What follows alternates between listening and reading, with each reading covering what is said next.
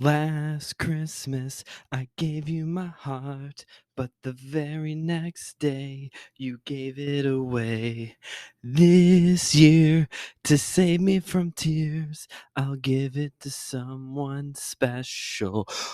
Welcome to the 2022 My Seminary Life Christmas Holiday Party Special. I'm your host for today's episode, Brandon Knight. We have a jammed-packed, fun holiday special planned for you all today. We got some special guests on the way with everyone's favorite Joshua Noel and producer Cooper back in the studio today to talk about Christmas in Narnia. But we got a lot to cover, so let's go ahead and jump into today's special.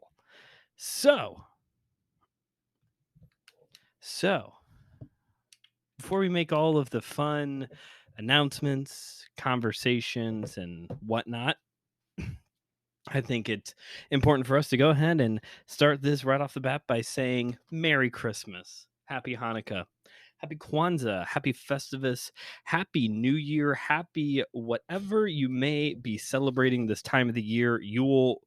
Whatever it may be, I wish you the happiest of holiday seasons and that you get to spend it with family and observe all of your favorite traditions and watch all of your favorite specials and enjoy your cookies and assorted treats. I hope you get to do that so many times over, especially since today, as you are listening to this, probably is Christmas Eve, maybe Christmas Day. Most people listen to the show by the end of the weekend, it seems like. So, from me to you, Merry Christmas.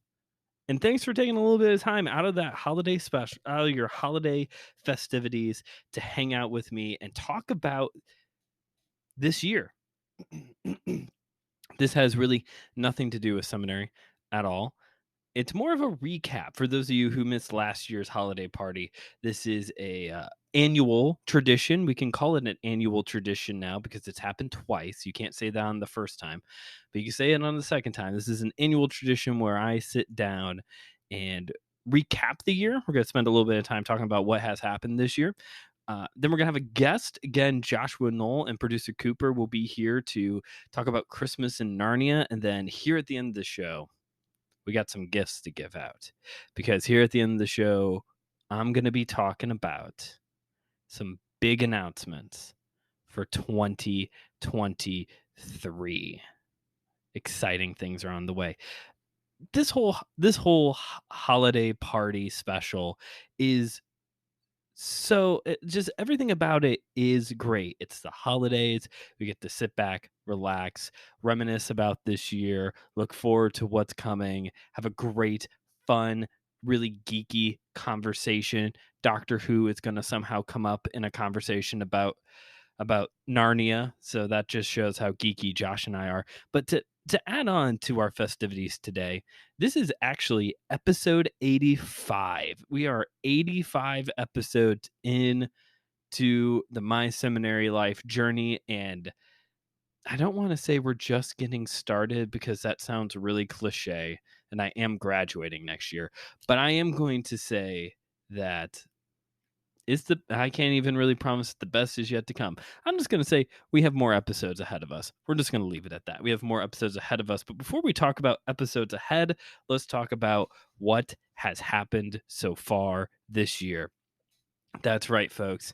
It's time for every podcaster's favorite thing to do. Talk about statistics because I spend all year long looking at numbers, looking at downloads, looking at information all year. So you can listen to me talk about it for a couple minutes. It's going to be okay. And there's actually some pretty interesting things here. We've done 6 series this year. Systematic Theology 2, which seems like forever ago now.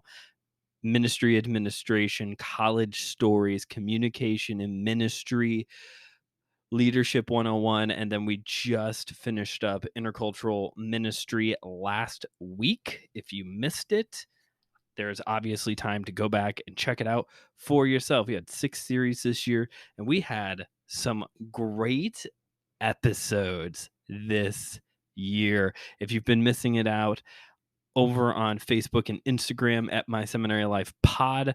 Every Thursday, I have been counting down the top 5 most downloaded episodes of 2022. And in case you missed it, here's a quick rundown. At number 5, we have One More Thing: How Music Influences Our Theology, featuring Dr. Ashley Mofield of Mixtape Theology.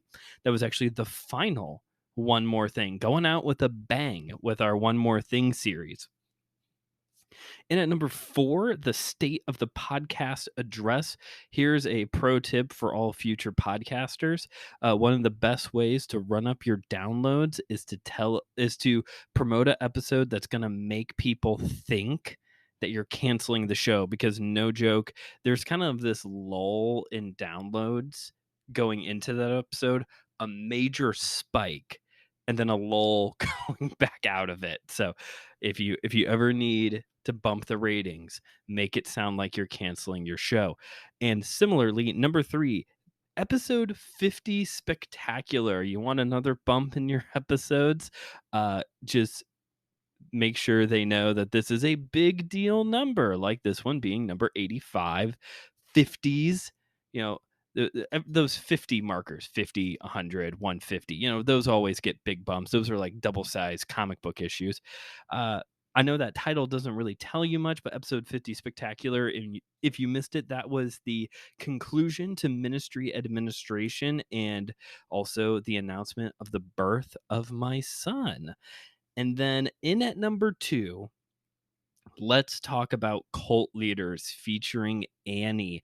There was a hot moment where I thought this was going to take the number 1 slot. This was a big booming episode, really blew number 1 and number 2, blew all the other shows out of the water. It was a strong, the other 3 are pretty well, yes. The other 3 are pretty close together numerically speaking, but these final 2 are, there's a pretty big gap between 3 and 2, and it looks like this Cult Leaders episode was going to take the lead, but unfortunately it came up short to number 1. Well, you're just gonna have to find out on Thursday. Ah, the frustration, right? Yeah. Yeah, you're just got to wait till Thursday to find out what was the number 1 episode of 2022, but I will give you this hint. It came out in the summer. All right. So I'm narrowing it down to either an episode from College Stories or an episode from Communication and Ministry. Okay. So I'm narrowing it down for you a little bit. And I will say this: once this episode grabbed the number 1 spot, there was no question about it. It jumped to number 1, has stayed at number 1. Cult Leaders tried to take that spot, figures, but number 1, just got to find out on Thursday.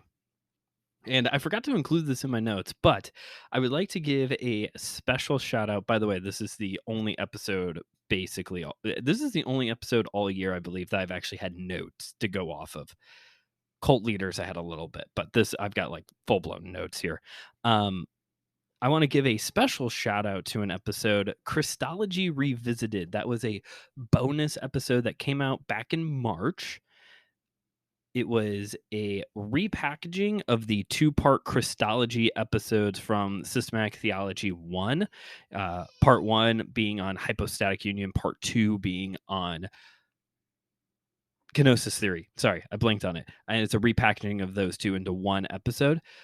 How the rules that I have established work is that on November 30th at 11:59 p.m., whatever are the top 5 episodes, that's it. We're cutting it off so that way I can do the countdown throughout the month of December.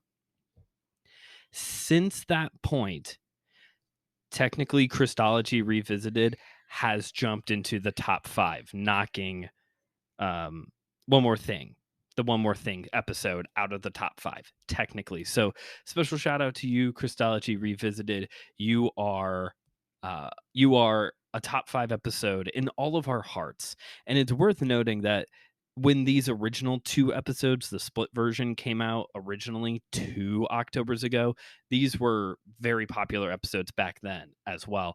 Actually, part 2, Kenosis Theory, is a top 10 overall episode along with this Christology Revisited. So that's what's been going on in the episodes. Let's talk what else has been going on. Um, I am not going to I'm not going to run down all of the countries that have streamed the show because if you were paying attention on social media, a little rude of me to say, but over on social media throughout the Intercultural Ministry series, every Friday, I was praying for each country that has listened to the show. So I'm not going to run them all down, but just so you know, in the past almost 2 years now, My Seminary Life has been streamed in 18 different countries. And actually, I think since then, since I wrote all this down, I think there's been a few more added in. But when I wrote these notes, whenever that was, probably on November 30th, there's been 18 countries in 34 of the 50 states in the United States, just so you know which one I'm talking about. 34 of the 50 states have listened to My Seminary Life. That's pretty cool. That's more than half of the country, state-wise, is listening to the show. And I found out something interesting. I didn't know this last year. But when you look at your dashboard, your stat dashboard there on Anchor, you can click it breaks it down by country. Okay, your percentage of listeners by country, and obviously the United States is overwhelmingly where our audience is, where my audience is. But like I said, there's 17 or more other countries. But you can click on the United States, and then it will break it down by state. Each one of the states that has listened to the show. And then you can click on the state. Like I can click on Indiana. It'll tell me all of the cities in Indiana that have listened to the show. And then I can click on city and it will tell me each household and social security number. I'm just kidding. It can get me as far as each city that the show has been streamed in. So, with all of that in mind, would you like to hear who are the top 5 states listening to the show? We're not going to run down all 34, but we're gonna do the top 5. So, in at number 5 are the good people over in North Carolina. Thank you, North Carolinians, for listening to the show. And at number 4 is Texas. And I just want to say, not, I guess I'm not surprised, knowing what I do know surface level wise of Texas being a very Christian area, very Christian pockets throughout the state. But I was impressed. I forgot to write it down, but Texas is a special state compared to the other 5 because the other 5, it's like the cities that are the number one city listening to the show. It makes sense.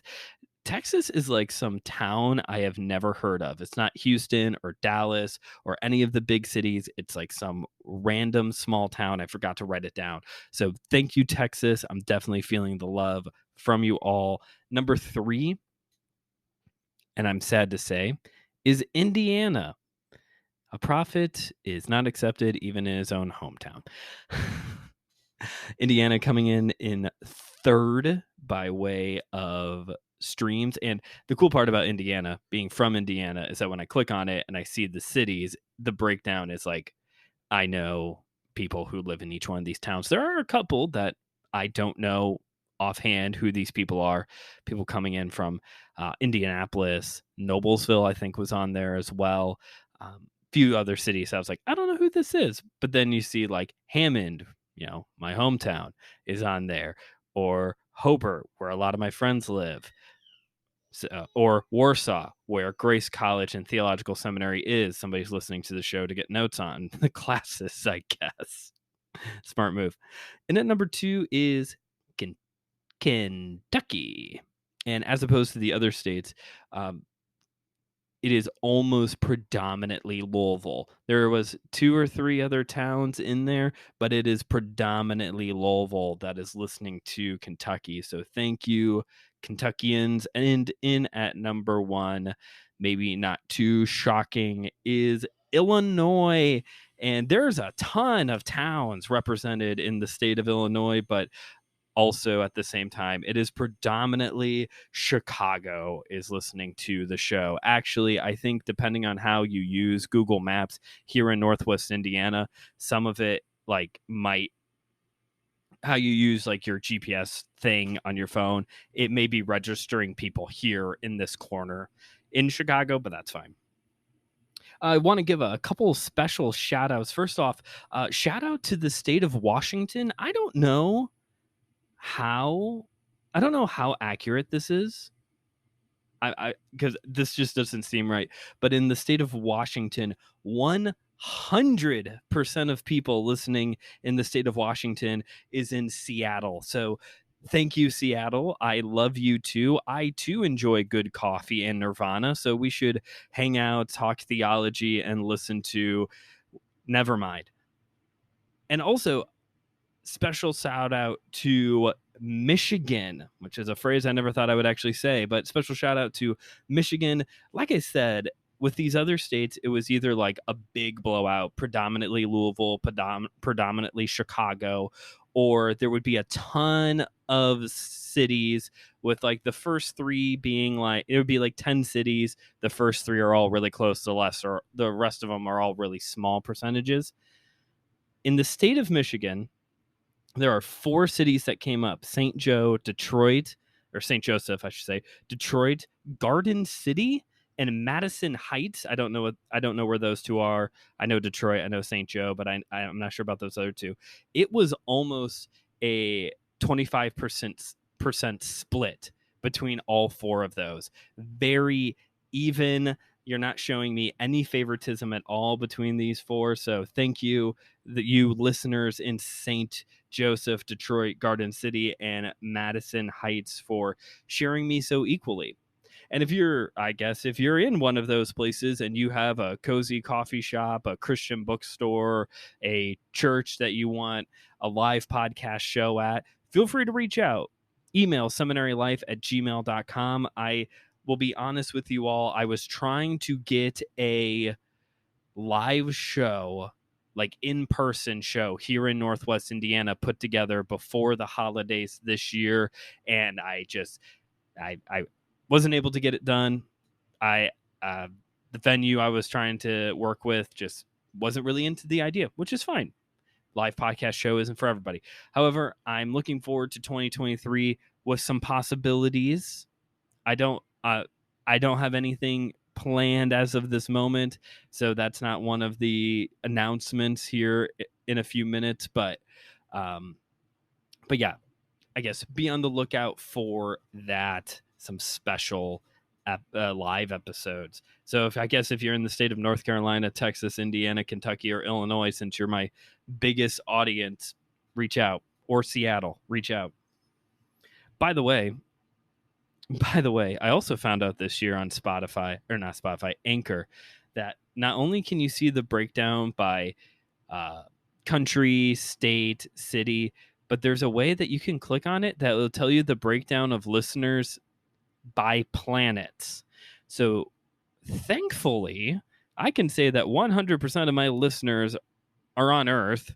I don't know what I would do if it showed up that I had some on Venus, but 100% on Earth. Cool.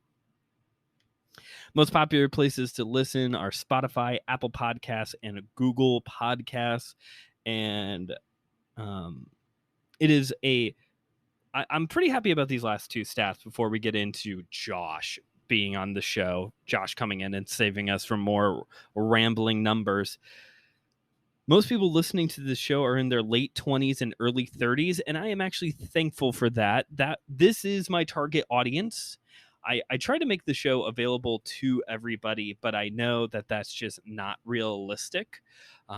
So in my mind, when I think of people listening to the show, I do think of people my age.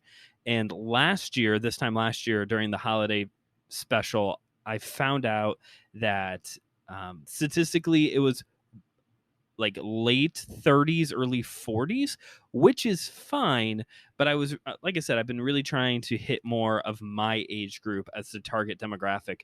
And we made some adjustments. I'm surprised these actually worked. I made some adjustments to my social media marketing and how I present the show here on air, and it looks like the swing worked. And another thing that changed positively is that at this point, it's looking like the show is a 60-40 split men women. 60% men, 40% women, which is better. Again, I want the show to be available and listened to by anyone who wants to listen. And if I remember correctly, last year when I did this, it was like predominantly men with very few female listeners. So I'm happy to see that this number is a little bit more balanced out. I'm happy with a 60-40 split. All right. So that is it by way of the long rambling statistic part of the show. Up next, we have producer Cooper and Joshua Noel here to talk about why do they celebrate Christmas in Narnia. Take it away, me.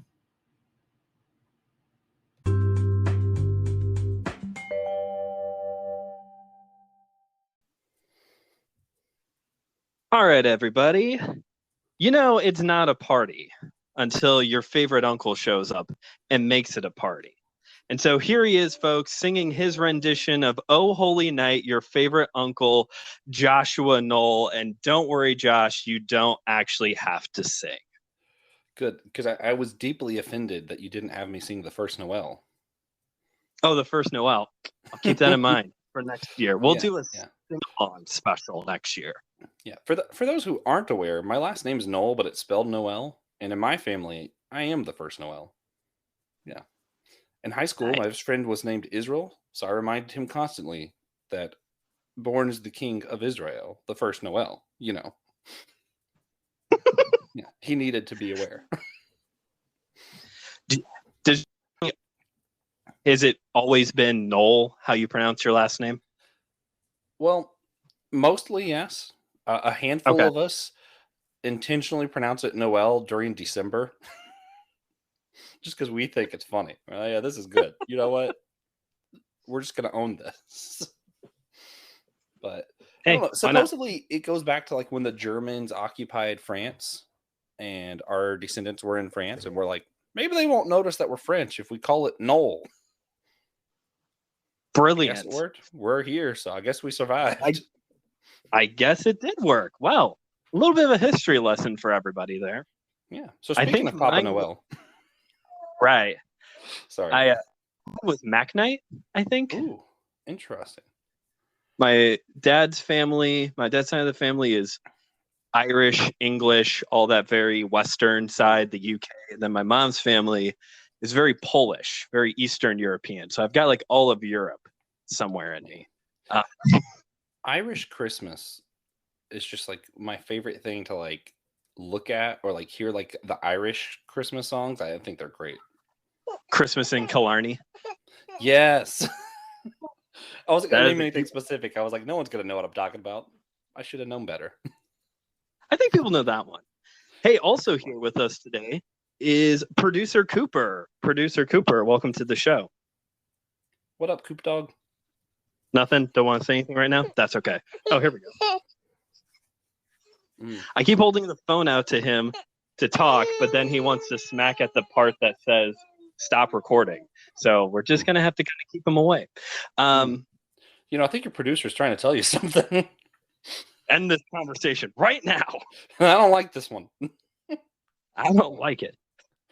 Start over. For those of you who don't know your favorite uncle, which you should, he's your favorite uncle after all.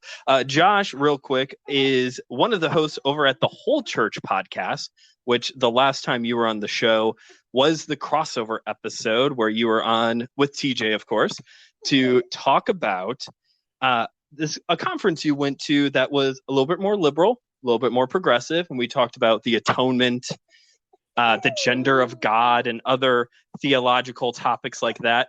Have you finished any of those books you got from that conference yet? A few, actually. Richard Rohr's Divine Dance was one I read. I'm reading one about Mary right now from a Catholic point of view, so it's interesting. Conversations with Inner Atheist by, let's see, was this Randall Rosser was one I read. One person I enjoyed so much, I'm having her on our podcast in March. And Oh, I'm gonna have to cool. look up the name of this, but it's like Common Spaces or something like that. It's Oh, one of I've those heard of things that. that's like you could tell, like, oh yeah, that's definitely the name of a book someone who was on Whole Church would have wrote. Yeah, that's true. Isn't there an Yeah. episode coming up about common spaces? There is. Around. We're also doing about shared spaces. See, that's different. Shared spaces. That's what it is. Yeah. No, it's Shared. that is funny though. I didn't even put that together. I should have, but I'm not the brightest sometimes. Oh, and then Trip Fuller and Thomas J. Ord are both going to be on the podcast in January. And Thomas Ord, do you know Thomas J. Ord? I don't. I'm not familiar with Thomas. I know of Trip Fuller though. Yeah. So Thomas J. Ord is like the guy who writes the why can't I think of the thing? It's the whole process theology kind of books. Oh, cool. Yeah. So I'm really interested to have him on, just because. Sure. Yeah. I'm gonna find this person's name if it kills me. Malene Rust. That's who you're gonna March. Yeah. Well, actually, it's in February. It turns out. Oh, February. The very Even end better. of February. Yeah. And the name of the book is something. Common Spaces Between Us, Nurturing the ... the good in the midst ... The dot. Apparently it's a long name. Sounds like but the reason I was so moved by it, even though theologically I have a ton of differences with her, she's ex-Methodist, I think, maybe still Methodist, unsure about that. She's no longer a chaplain or a pastor. But the book was about her time as a chaplain, trying to be chaplain to people of all kinds of different beliefs and backgrounds and stuff. And the selling point for me that really got me hooked was the story she tells of how she helped a guy who was abusing his girlfriend because he thought the Bible said it's okay to abuse your partner like that. And it was so interesting because the way the story unfolds, I'm over here like, oh, you see him, you're going to rip him a new one, tell him how stupid he is. And I'm like, because I am mad at the situation, because abuse is something I just get worked up about.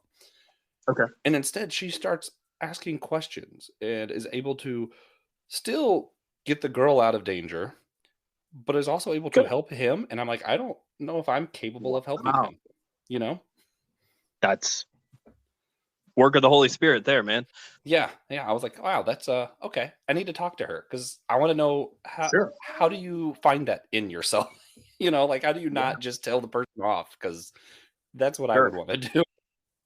For sure. Wow. Yeah. Good wow. Stuff. Yeah, that would be a really good episode.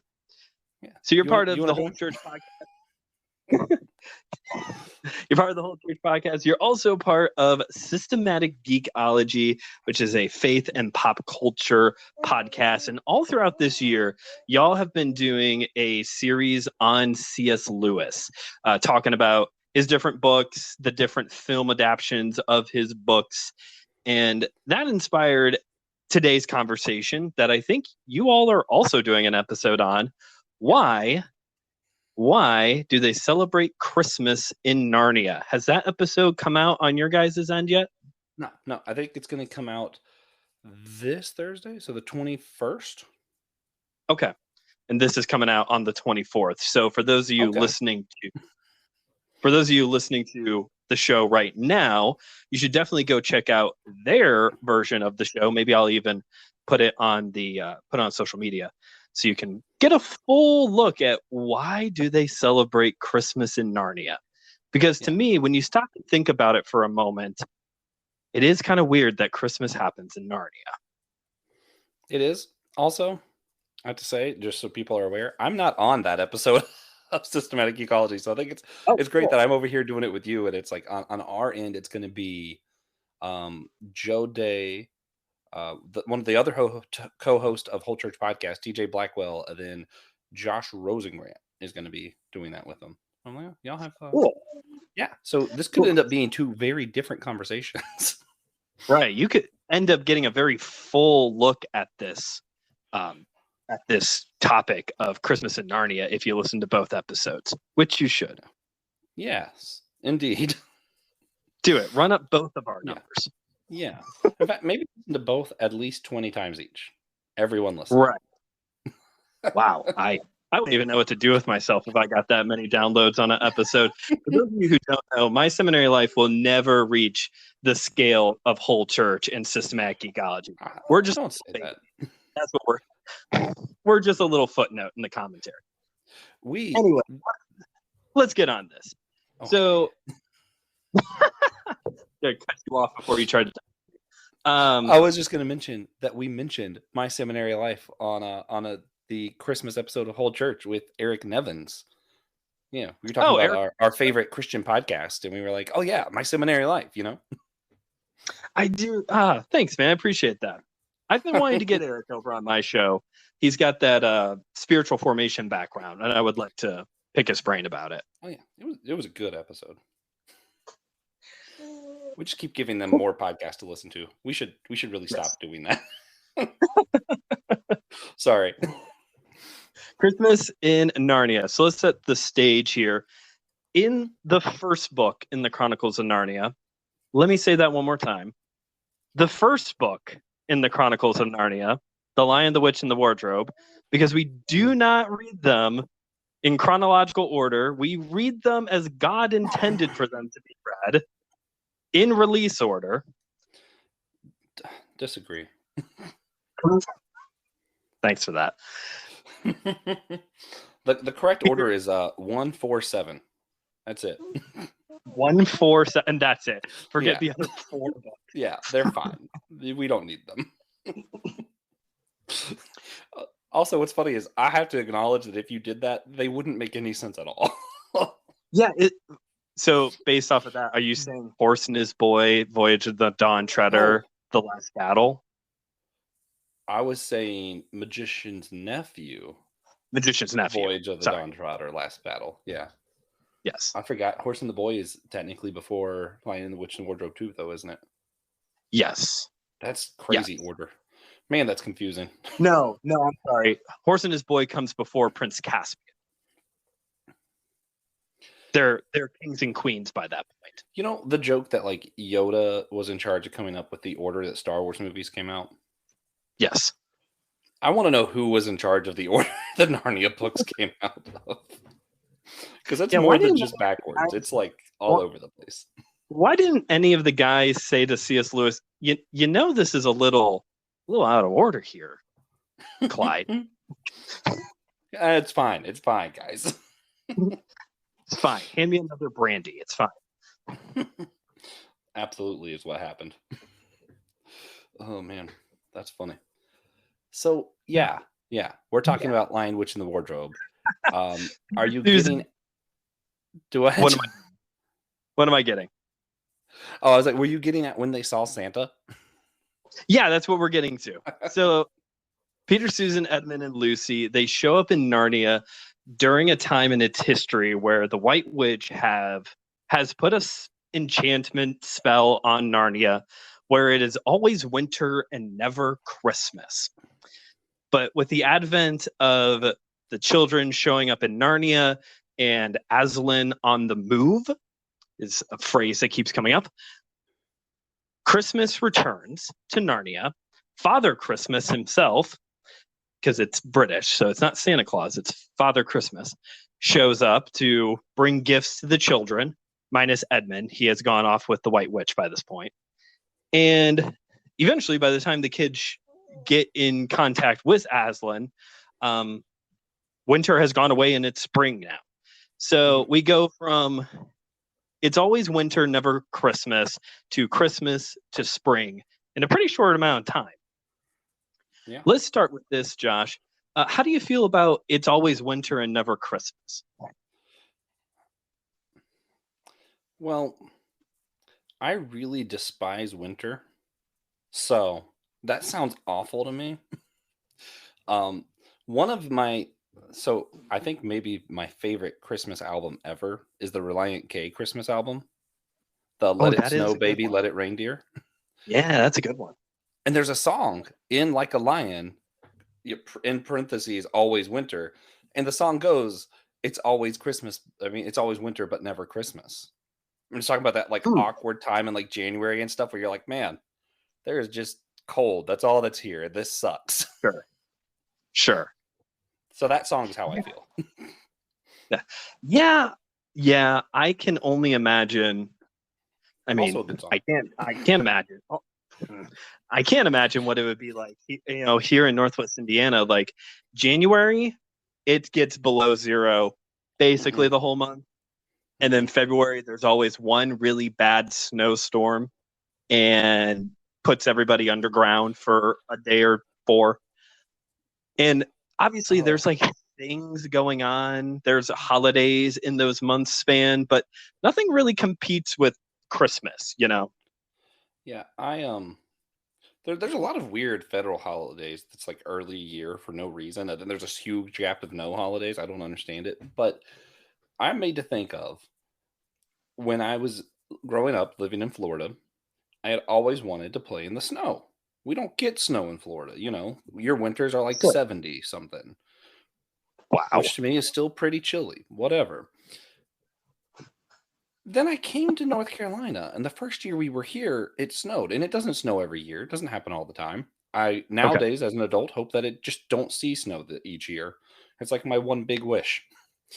And it's funny because you're in Indiana, and that's just not even close to reality for you. No, But not even.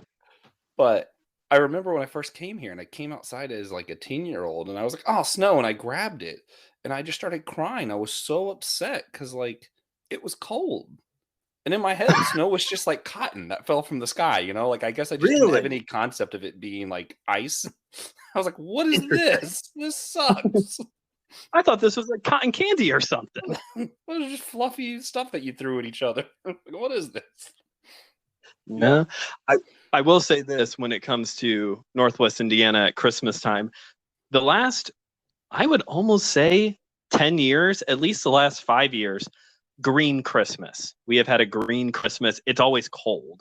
We're nowhere near 70 degrees. We had a week of 40 degrees like 2 weeks ago, and everyone was like, man. hey, a heat wave. So weird to me. But this is the first Christmas in several years.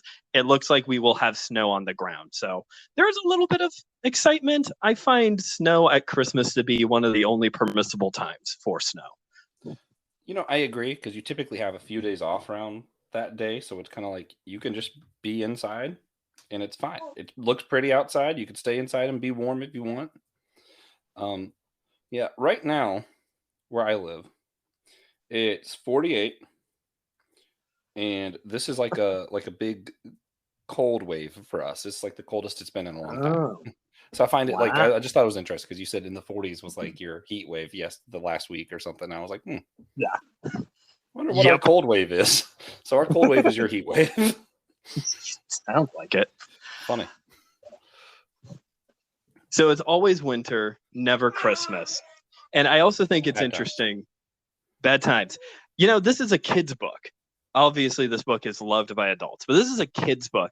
I don't know. I think one of the best ways to communicate to a child that the situation is really bad is there is no Christmas, Yes. Yeah.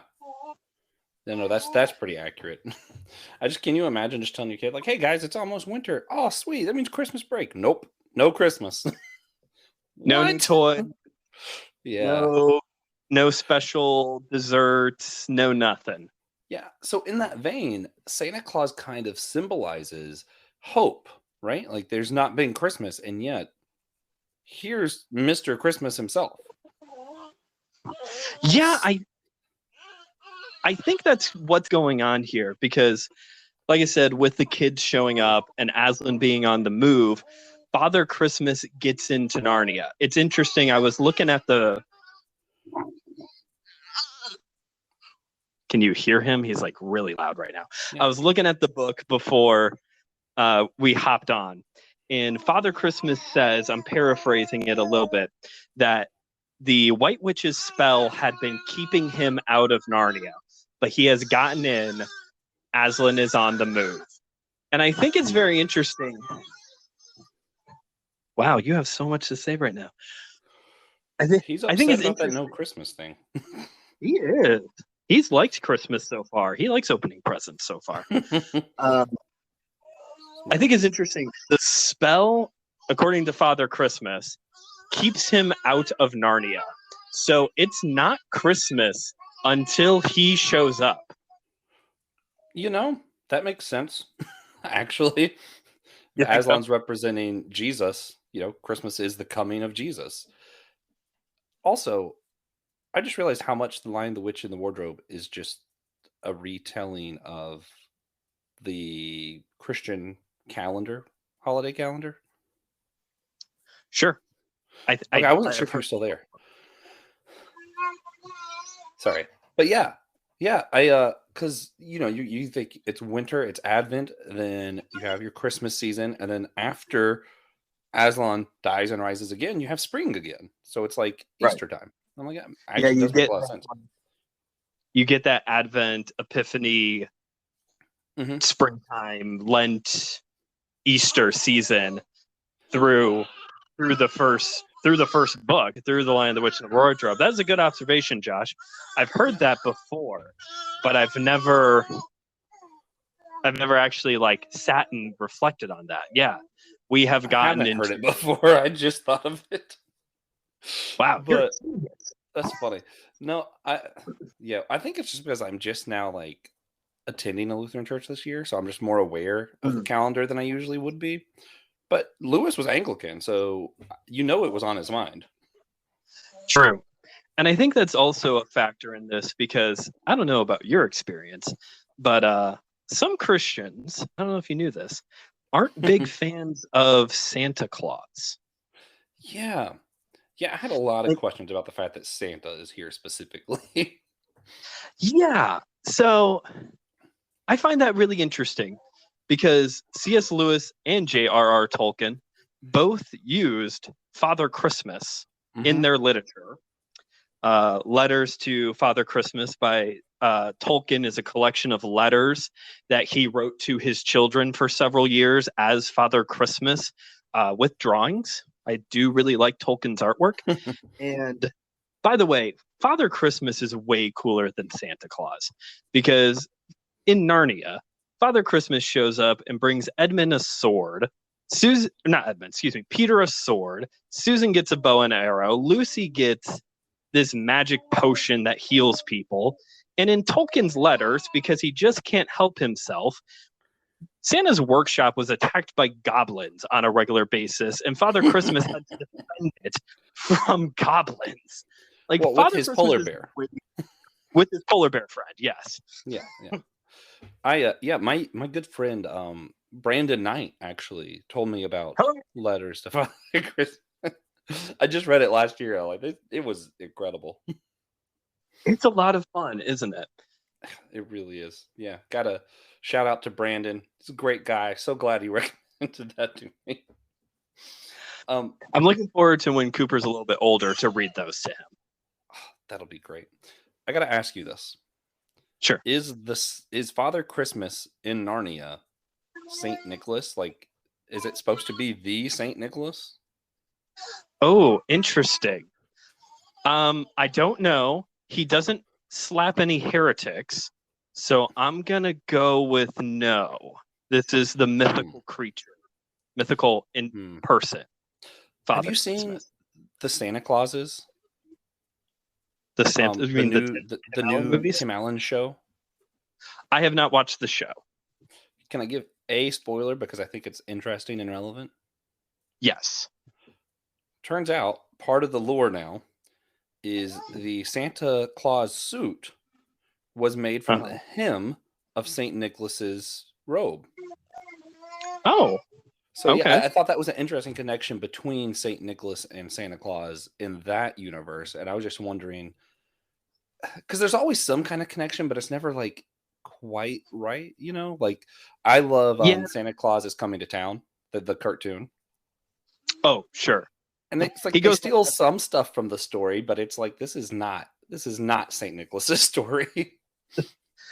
You want a good enough version of the Saint Nick story? One of the last really good Veggie Tales is on Saint Nick. So Saint Nicholas. So go check that one out. I think it's just called Saint Nicholas.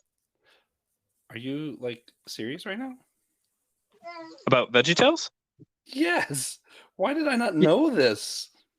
I mean, we were like in high school by the time this one came out. This is like after Lord of the Beans, even. Okay, so it's fair that I hadn't seen this. Yes. I still want to had watch younger it. brothers. I had younger brothers who were still watching Veggie Tales by that point, so that's how I've seen this one.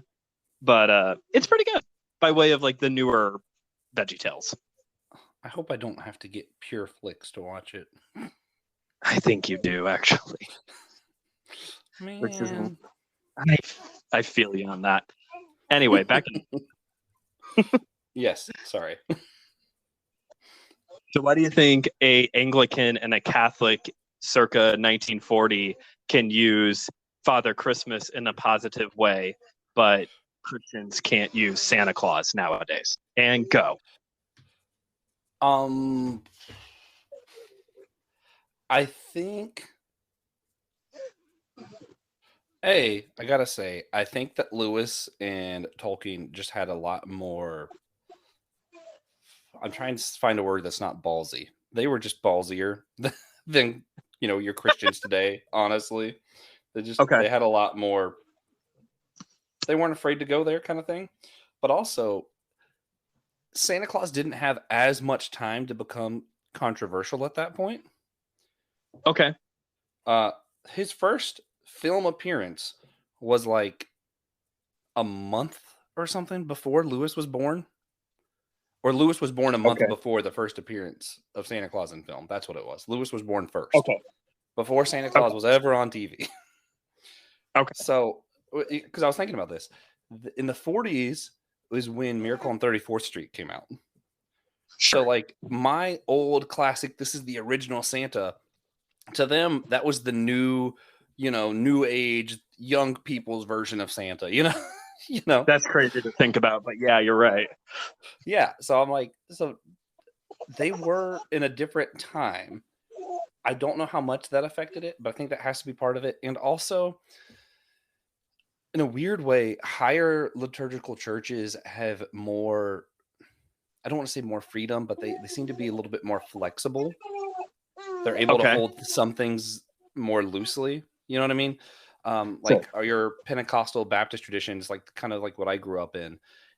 Mm-hmm. Even though we weren't anti-Santa, it's so we fall into the Pharisee trap of coming up with new rules to make sure we're not doing something that might be sinful or might lead us whatever, instead of emphasizing the fact that whom the Son set free is free indeed. We emphasize we want to be holy, and in case it's not holy to like Santa, we should not do that. And in case drinking's bad, let's just not do that. And in case this is bad, let's just avoid it. Like, I don't know. I feel like that was not as much a thing.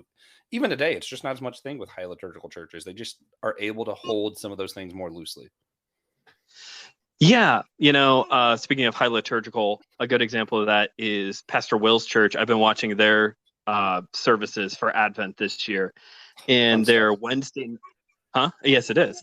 Their midweek service, their lesson sermons are based off of a children's book. Like, that's cool, and it's good. It's not just like, Olive the Other Reindeer or something silly like that. Like, it's a children's Christian book, but there's a creativity there that is embraced, that seems to be embraced more in a high liturgical church, whereas in I don't want to say ours, but like in the more Baptist, Pentecostal, what we have grown up in, there's creativity, but it's almost just like copyright infringement. I don't know how else to say that. Yeah. It's in a weird way, I think being more held into these roots of tradition, of liturgy, of this is, they have more standardized things. allows them to be a little bit more flexible. It gives having the guardrails allows them a little more wiggle room. Whereas I feel like in a lot of your lower liturgical churches, Baptist, Pentecostals, whatever, non-denominational, a lot of times fall in this too. There's more of a we're not sure what's right or wrong, so we always want to err on this, err on the side of caution kind of deal. And then there's a lot of this very much numbers and capitalist mindset. And some of that's Okay. because there's less of a hierarchy. If a Lutheran church is really small and not doing well, like number wise, financial wise, it really doesn't make that much a difference compared to if it's huge and doing great. I mean, yes, it makes a difference, but you know what I mean? Like, because of how the church is set up, that Okay. pastor isn't as in much danger of losing his job or anything. I get you. So I feel like there's just less of that capitalist mindset. So I feel like in a lot of your lower liturgical churches, you're looking at a lot of rule-based stuff. You're looking at a lot of always being nervous if you're doing the wrong thing, always wanting to do something that's close to pop culture so that you can continue to grow your church because it's just more emphasized. I like that. And I agree with a lot of that too. Ooh, I wonder Yes. if sorry. Ooh, I wonder if go ahead. the capitalist mindset kind of deal that we have of like wanting to perform these big, whatever, has that caused a lot of church leaders to feel like some parts of Christmas is competition? Is that what they're actually treating it like? Less than sin and more like Santa is the competition for the church? I don't know if this is a capitalistic mindset, but I definitely think there is a mindset of among some churches of we are in competition with Santa. Yes. I have heard people make the joke of Satan Claus. I just got the N in the wrong place in his name. Like I've heard those jokes before. Like I do think there are some people who he is singing over here. That's funny. I do think there are some people who do see that as a competition, whether that is capitalistic based or maybe an misplaced zealous mindset for the gospel. Mm-hmm. I could see how that could be kind of a misplaced agenda that we have to stand against Santa. There are plenty of Christians who stand against other ridiculous things in the name of the gospel. So I could see that.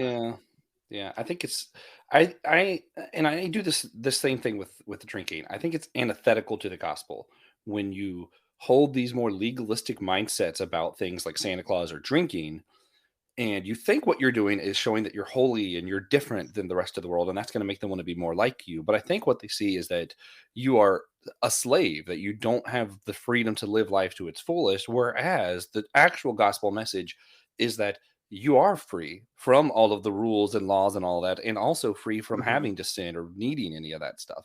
So I think that holding yourself to some of this legalistic stuff is really antithetical to what the gospel is really about. Also, this is just another suggestion. I wonder how much of it has to do with higher liturgical churches celebrate St. Nicholas Day.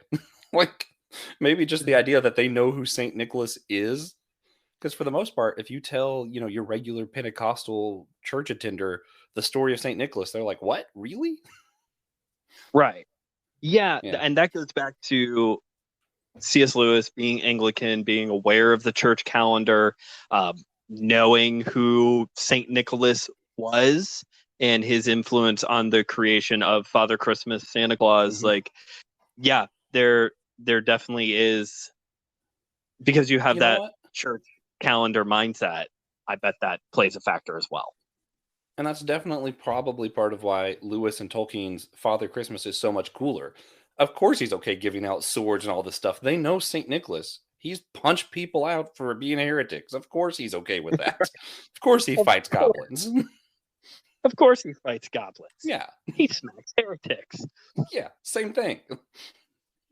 Was it in the Priest to the Geeks Facebook group page, free plug, that I saw? It was like an Assassin's Creed style poster, but yes. it was for St. Nicholas. Yeah, that was great. Oh, that was Austin Nance posted that, and I was just so proud. He was in the youth group when I was like a youth leader, and I was like, man, so proud of Oh, that kid. cool. He's grown up to do great things.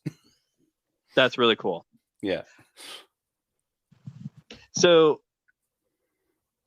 I think you were hitting it on the head early on here about why Christmas? Why did Lewis choose Christmas as an important literary device in this story? Because it doesn't seem to be, I don't know. It's not really communicated if this is supposed to be the day of the birth of Aslan. That's I don't know if you can make that assumption or not, or if this is just a holiday that is celebrated in Narnia, like how just about every tribe, tongue, nation around the world has some type of winter solstice celebration this time of the year in the northern hemisphere. Whether it's just a celebration or Lewis is trying to connect the dots to the birth of Jesus, I do think one of the most important parts of this is this moment signals hope. Would you agree with that? Absolutely. Actually, I'd like to read a quote from a very wise man. Kazran Sardik once said, "On every world, wherever people are, and the deepest part of the winter, at the exact midpoint, everybody stops and turns and hugs, as if to say, 'Well done. Well done, everyone. We're halfway out of the dark.' Back on Earth, we called this Christmas, or the winter solstice. Man, I did so well till that last word.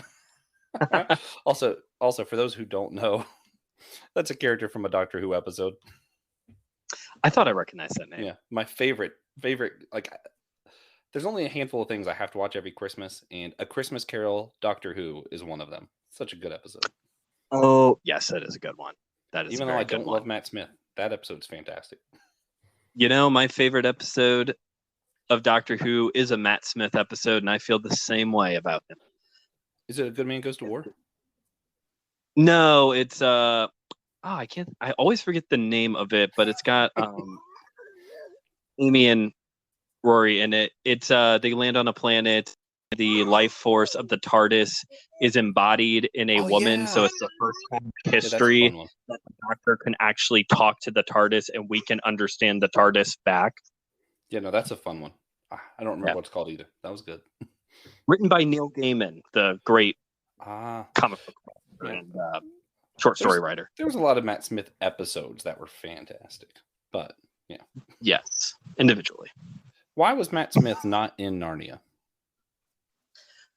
Oh my gosh, could you imagine that? Well, part of it is because the debut episode of Doctor Who came out the same day C.S. Lewis died.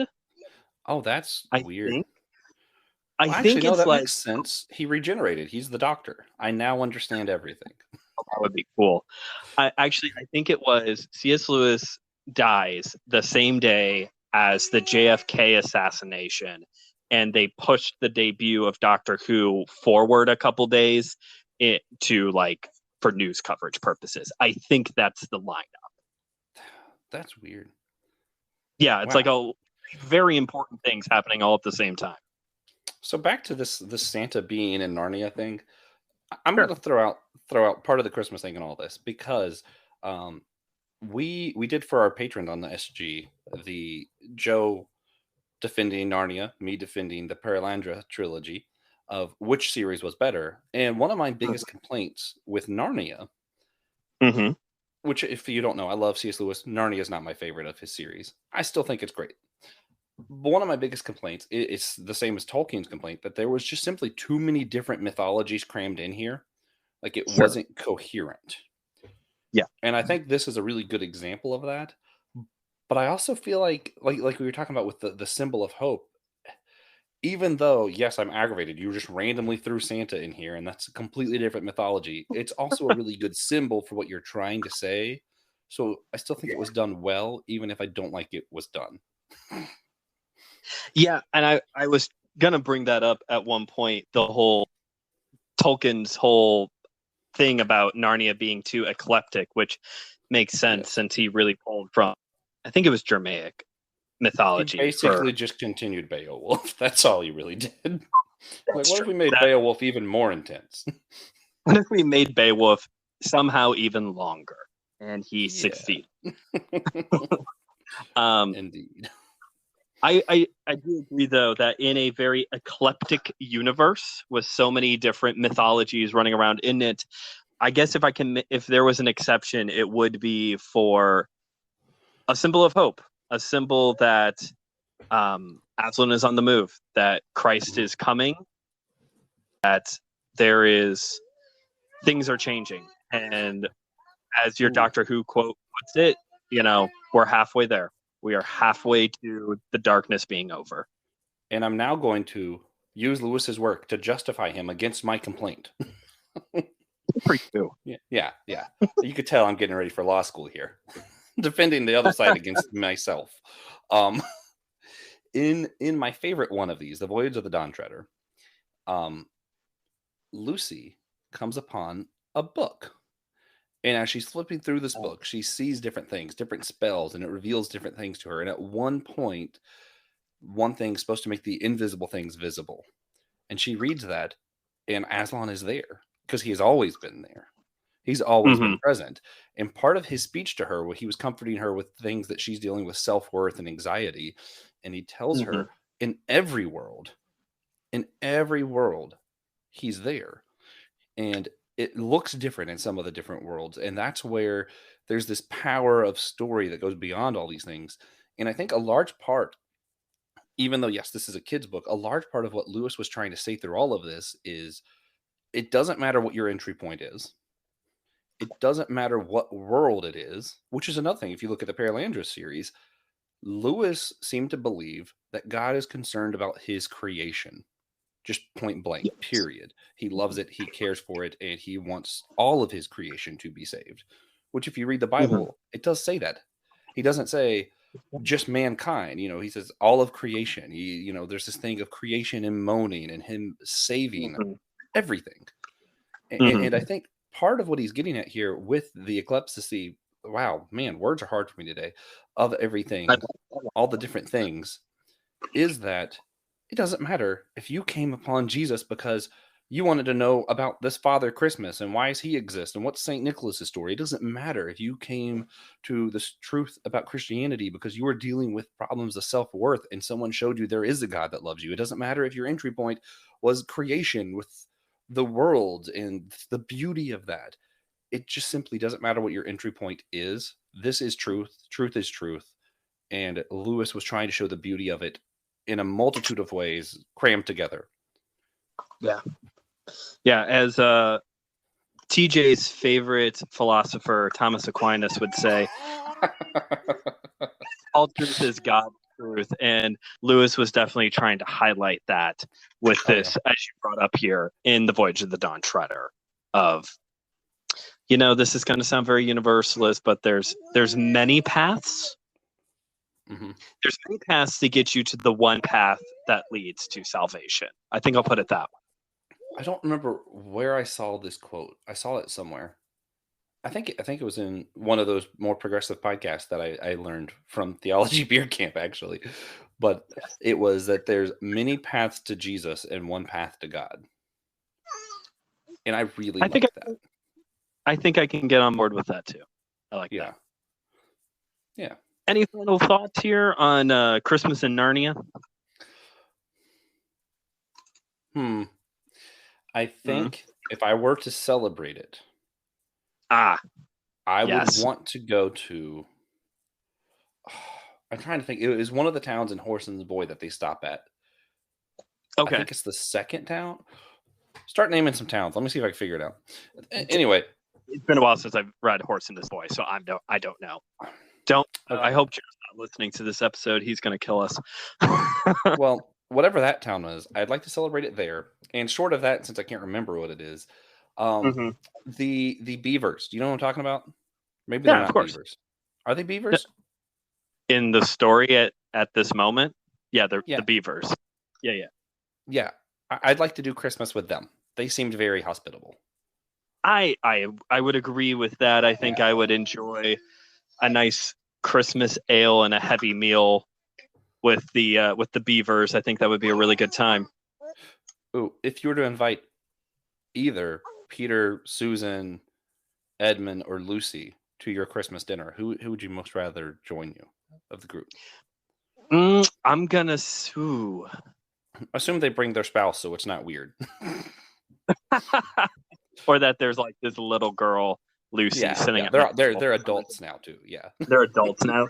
I'm gonna go with Edmund because Edmund does have one of the better written stories in Narnia, a little bit more of a fuller character arc, especially since he's one of the main characters in The Lion, the Witch, and the Wardrobe. And I'm just going to assume he knows good Turkish delight and that he's going to bring some. So, nice. I'm going to go with Peter. Okay. For a very simple and kind of stupid reason here. Peter was the warrior. He's the one with the sword. He very much reminds me of the Captain America, Superman-esque characters, and I typically just vibe with them better. He is a little bit of the morally straight path character. That is for sure. Yeah. Also, I just like warriors because they typically tell better stories. You know? Okay. Like, my grandfather was in World War. He was in one of the wars. But he would always tell stories of his time in the military, and I'm like, man, these stories are just so much better than people who weren't in the military. Like, I love those stories. They're great. Yeah, well, they probably get so used to telling them, man, that they really know how to over time just really develop the art of storytelling. Yeah. Good stuff. By way of character motifs, Susan is the OG Katniss Everdeen, the bow and arrow. That's true, but kind of looks like the actress looks like Jennifer Lawrence a little bit too. Yeah. Also, I gotta say, I'm kind of just concerned with how Susan's story ends in the final battle. That I'm like, I can't decide if like is this something happy where you just happen to live, or maybe you fell off and are like no longer believe in Aslan and you're just bad now. I'm like, I don't want to find out what actually happened to her. I feel like I'll be disappointed. So I'd rather it be one of the other three. Yeah, I like that. I think that is all I have for our conversation today. Thanks for hopping on and being a part of the Christmas holiday special this year. Yeah, lots of fun. If you allow me, I might even let you take over Whole Church and do like a little announcement of, hey, Whole Church, this is My Seminary Life, and just post a My Seminary Life episode on our feed. Oh, sure. I can hop into the Christmas is fun. The Whole Church group, free plug for the Whole Church group page on Facebook, and I'll share the link up there. Yeah, that works. Sweet. I like this. I had a lot of fun and got to talk about Saint Nicholas, Father Christmas, goblins. We talked about everything. This was a good time. Doctor Who. This was a very nerdy hour that we have had. Yeah, and we got into some like real theology stuff too, with like high and low liturgical churches and why they are or not okay with Santa. Like, yeah, we all over the place in the best way. Yeah, you can tell that we're both like host one podcast because we're really good at like starting conversations. Well, what about this? What about this? What about this? What about this? Also, that makes for the best Christmas when you have like your family around and everybody's just all over the place all day. Like a coherent Christmas dinner where everything goes according to plan and it's all in like a single line is boring. So I hope your Christmas is much like this episode and is not boring. I wish you all a haphazard Christmas. Yes, indeed. And I hope Father Christmas brings you a sword this holiday season. Verily, verily. All right. Thanks again, Josh. And we will throw it back to me now to tell you about some exciting things coming up in 2023.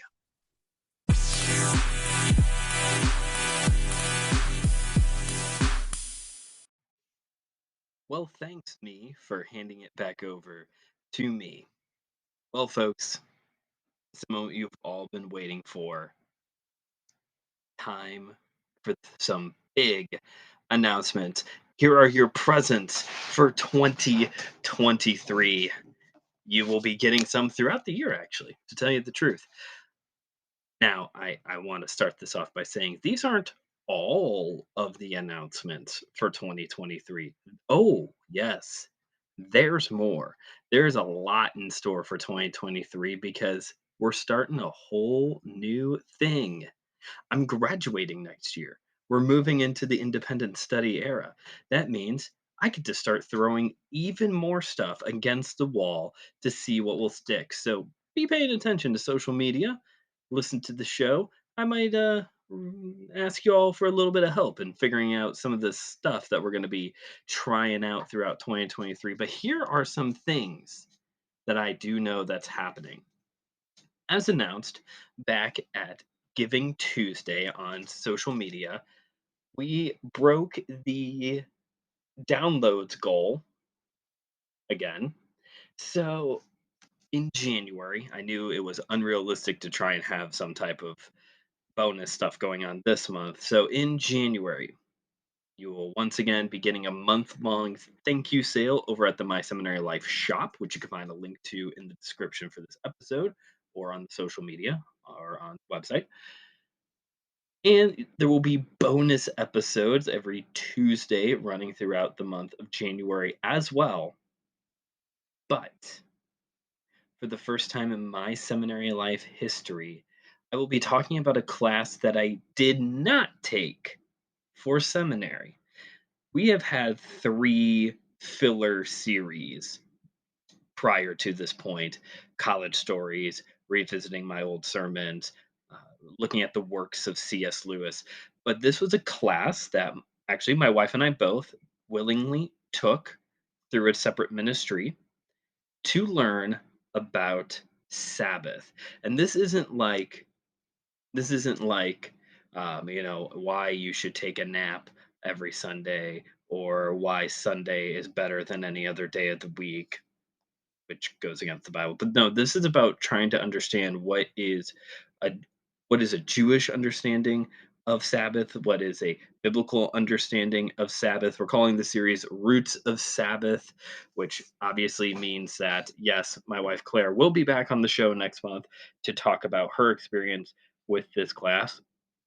We're also looking to line up a special guest for this show to add in her voice on the topic as well. So yes, January 2023, starting things out with Roots of Sabbath. I think I think this would be a good way to start January. January is so humdrum that maybe we do just need to start a brand new year off resting well in the Lord. That means then that February is going to start the final class. Local church ministry is what the class is called. I took a module version of this class back when I was in undergrad. And so it was a week long, 8 hours a day class. I'll be interested to see how this gets broken up over an 8-week course. But starting February, local church ministry. It's basically at least the undergrad module version was basically a pastoral duties class. We talked about, the responsibilities of a pastor day in and day out to shepherd a flock. We talked about how to perform a wedding ceremony, how to perform a funeral service, things like that. So I imagine this might be, the class hasn't started yet. I don't have a syllabus yet. So my guess is this is going to be a really good class for having someone like Pastor Will, Scott, Ben. I'm also looking maybe here in the foreseeable future to get Pastor Jason on the show. Jason was the host, I shouldn't say was, is the host of Go There on Fourth. I was a guest on about a week ago now. And he's a pastor of a Nazarene church. And I have never gotten to spend time with someone who ministers within a Nazarene context. So I'd be interested to pick his brain. So that is February, pastoral duties. That class will end in March, which means April is the beginning of the independent study era. I will be calling the shots. I get to pick the subjects that we're going to be studying. But of course, you can help out too. Remember, you can always contact the show at email seminarylife@gmail.com. Email seminarylife@gmail.com if you have any suggestions for topics, courses, series, people, even hint, hint for stuff to come. But we're going to start April off with a topic, a class that I am surprised I did not have to take in seminary. I am surprised that did not have to take Apologetics 101. So now you know the first three series of 2023: Roots of Sabbath, Local Church Ministry, and Apologetics 101. And that's all you get to find out for now when it comes to the series. But I've got some good ones picked out, I think. I'm really excited for this summer. It's going to be good. We got a handful of special episodes coming your way this year. First off, episode 100 is right around the corner. Again, this is episode 85. So 100 is only 15 episodes away.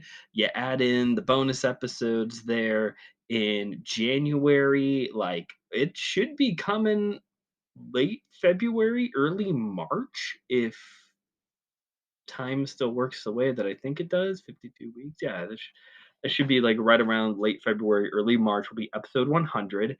And we have to get a big guest for episode 100, right?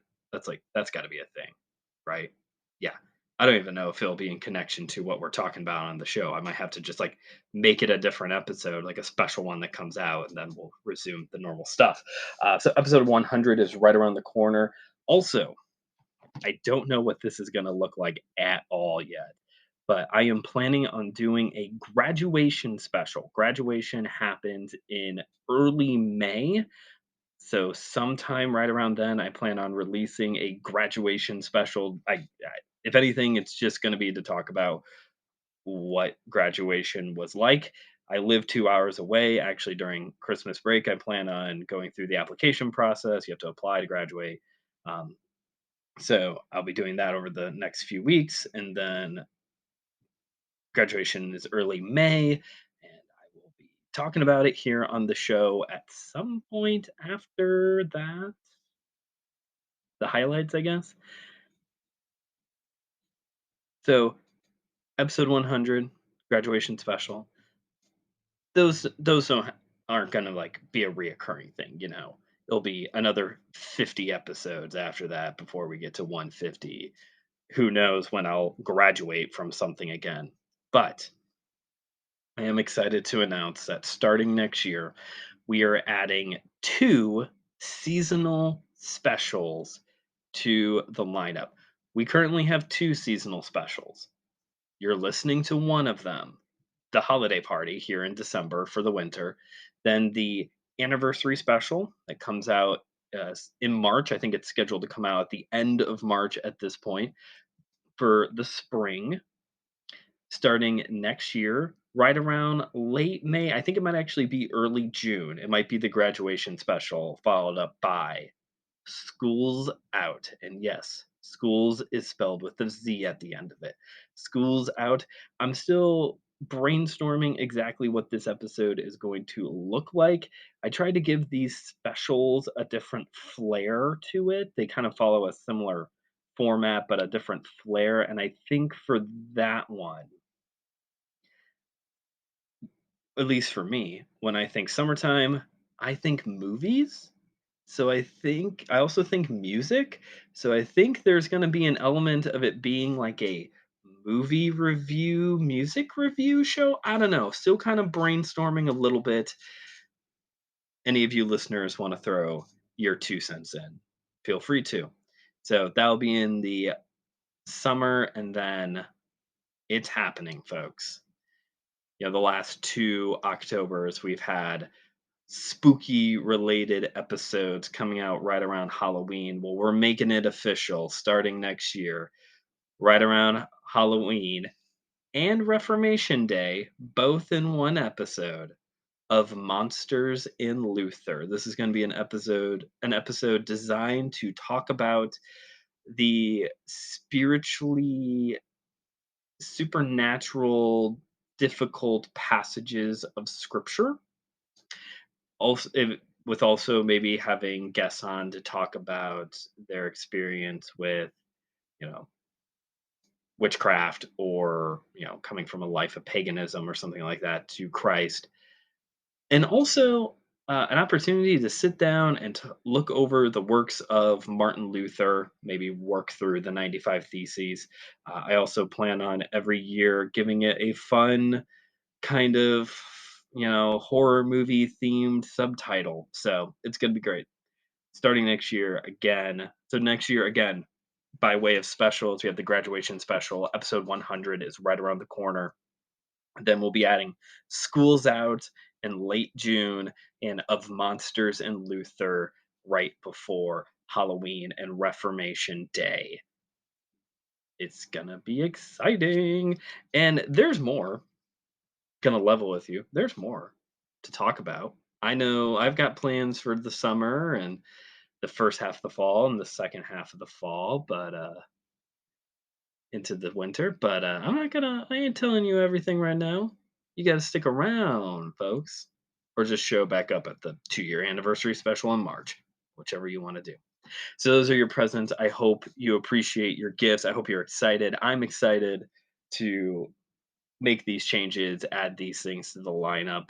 I'm excited to be digging into Sabbath, local church ministry, apologetics. These are some very unique topics, some important topics that I think will be um, beneficial to everybody, especially Sabbath and apologetics, really, as well.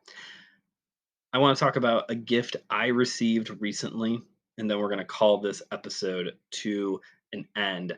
I recently found out that one of you listening to the show, I got a testimony from that this individual caught me over at the whole church. I hang out there every once in a while. Over at the whole church, thought that I was interesting. I am kind of funny, aren't I? And the thing that really stood out to this individual is that I come from a background of church hurt in different ways. Um, Actually, just earlier this year, experience not church hurt, but fellowship hurt. I don't know if that's a thing. Just have been really down personally. I have been really down lately on Christians. Christians have hurt me a lot over the past few years, really my whole life, and Christians are just so angry. We are always pick your flavor. It doesn't matter what denomination, theology background. We're just always mad about something. I'm just so tired of Christians. And yet I have this crazy idea to work in ministry, or at least continue to do this as a form of ministry. And this person knows this from my time over at Whole Church, and ha- has started binging MSL. I see you. I see the numbers go up. Um, just to get caught up, they're going to try and listen to all 85 episodes plus the 10 one more things.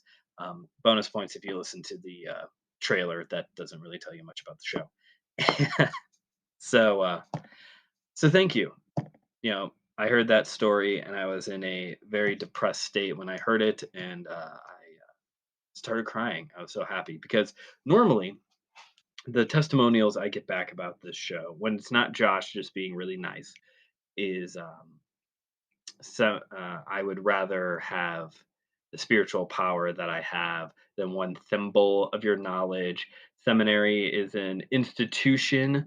It's an institution. It's a cemetery for spiritual life. It's a man-made thing. This is not how God intended it. It's I never knew until I got into podcasting just how down people can be on seminary. And so much of it is just based off of the name. They don't even listen. Thimble, the thimble comment, that person did not listen to the show. Anyway, that's usually what I hear. I don't usually get, hey, this show is making a difference in my life. But just recently, got that testimony, seeing people reading, misreading scripture with Western eyes, the Spotify Wrapped telling me, or Unwrapped or whatever it's called, telling me, the show is the number one most listened to show for 3 people this year, which one of those is probably Josh. But yeah, just very thankful for all of you. Thankful for that story. I have not been in a good mood. I posted something. I have an Instagram, but it's private to friends and family. And I just posted recently about how I am not feeling it this holiday season. And for a number of reasons. And that story brought a little bit of Christmas cheer, even if just for a few moments. So I appreciate it. And I appreciate all of you who tune in week in and week out to listen to me ramble for a long time about stuff. And on that note, I think it's time that we call this party to an end. Thank you for listening. As always, feel free to rate and review the show wherever you're listening to it, or go into the description to find links to the important stuff. I've been plugging things throughout the episode, but again, it's the website, the shop, the email address, social media links, stuff like that. So I'll also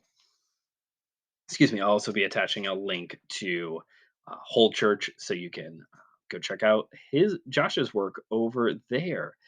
And I think that's it, which is how I end every episode. Someday I'm going to put a mug up on the MSL shop that has like all the weird things I say. And I think that's it is going to be one of them. Next week, got a little bit of a filler to help fill the gap between the new years. My sermon on the Great Commission, which actually kind of works for a end of the year sermon. So come on back, enjoy that. You'll have more time. It's only New Year's Eve. Like, what are you going to be doing? Seriously, you'll have time to listen to it. Thanks for listening to this one. Again, happy holidays, however you may be celebrating this time of the year. Happy holidays to you. And remember, theology is for everyone. So keep on studying.